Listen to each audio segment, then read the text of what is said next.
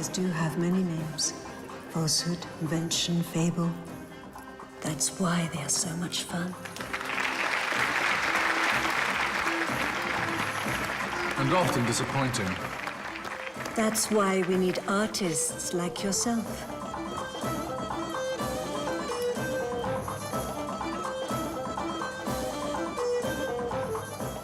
You should make a speech in my honor. I just love it when people let their imagination about me run wild.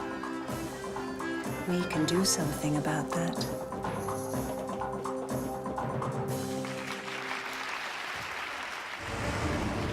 You can't enter! Bishop Ambrose? We don't remember inviting you.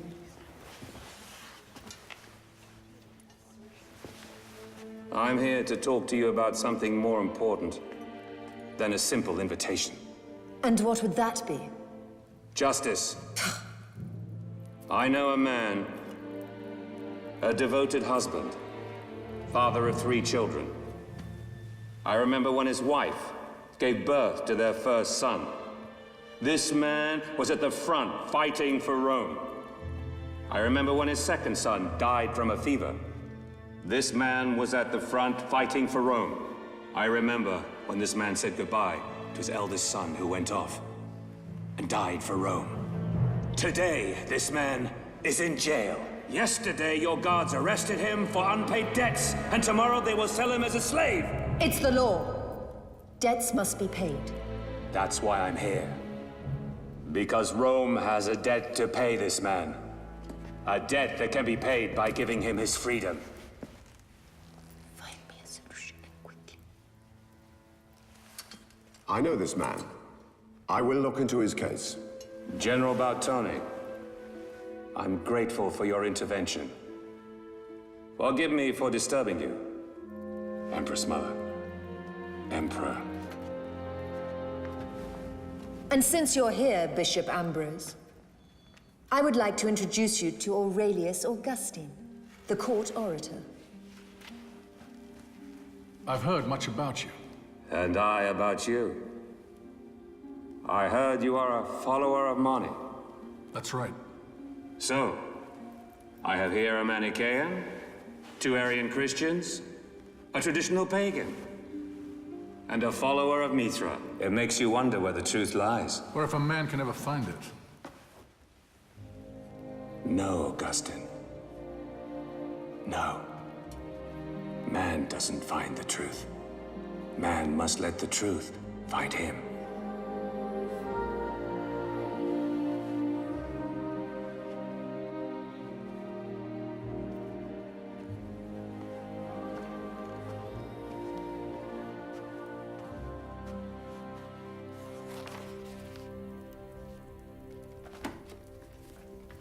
You see, Basidius, I already went to Rome once, and I risked losing myself.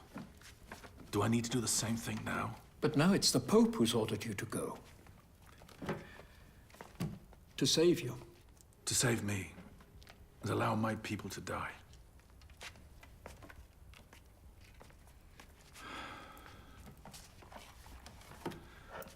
You know, yesterday I watched the storks migrate. I envied them. They always know when to leave and which direction to go. Yet for us, it's so hard to understand what God wants us to do.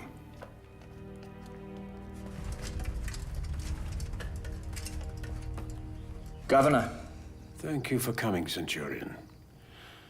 I've spoken with the city's garrison officers. They are ready to be put under your command. I'm honored, but I do believe that they know how to defend Hippo better than I. Perhaps, but who's talking about defending? I am talking about attacking. With you in charge, our soldiers will be able to end the siege and free Hippo. There are tens of thousands of Vandals. Numbers don't matter. Rome has always defeated larger armies. Now that the Vandals think we're about to give in, a victory on our part would turn things around. I'm the governor of the entire province. I could be in Carthage right now, safe. Instead, I came here just before the Vandals did, and do you know why? Because I've always been convinced that our counterattack would start from Hippo. We'll send those barbarians right back where they came from. We'll save the Empire. Think of all the honors that will be bestowed upon you. Or all the men we will lose. No. Think of the civilians that will be saved by your sword.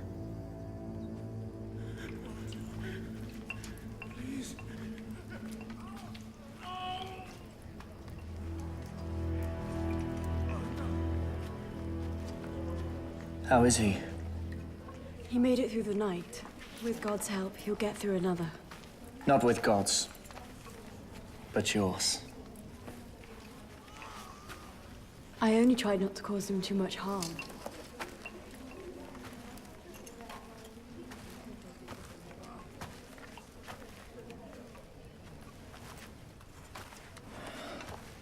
How many of them will be able to fight? Fight! Then why didn't you just leave them to die? You're right. Maybe it would have been better. I see you don't have your sword with you today. A soldier isn't always at battle. Then don't bring these men into battle. Let them live. The question is this. Must I let my men live and let the city die? Or let them die to let the city live?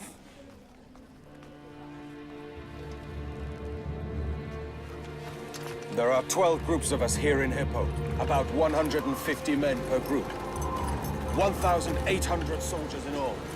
2,000 with my men. Still not enough. What about the citizens that could fight? Well, I'd say at least 5,000. Enlist them. We need more men on this side. Here, here, and here. Go.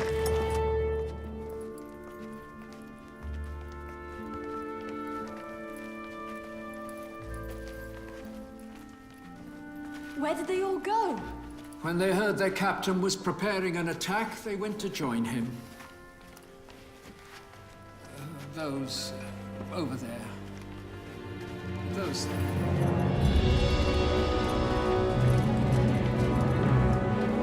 All right. The Vandals' siege line is arranged like this. And we'll attack their weakest point. Here.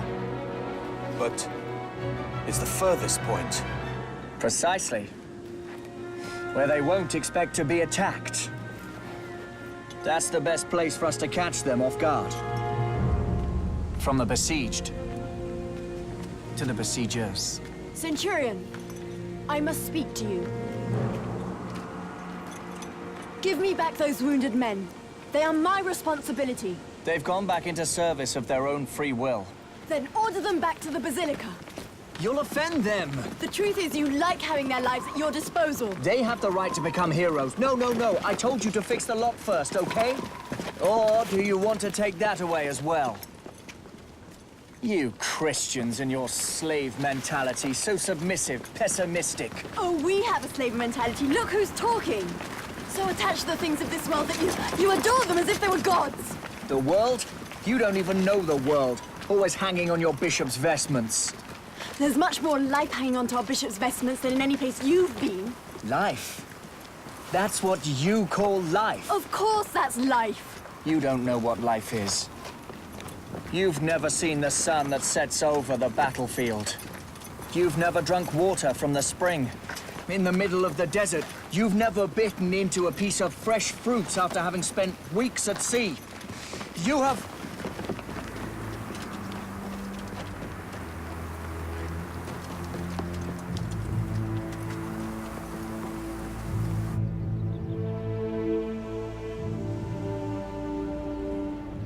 Uncle Augustine, the papal ships have arrived.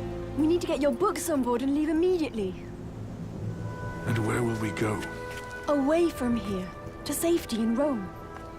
I'm not talking about the boat's destination, but rather our destiny. Where will we go?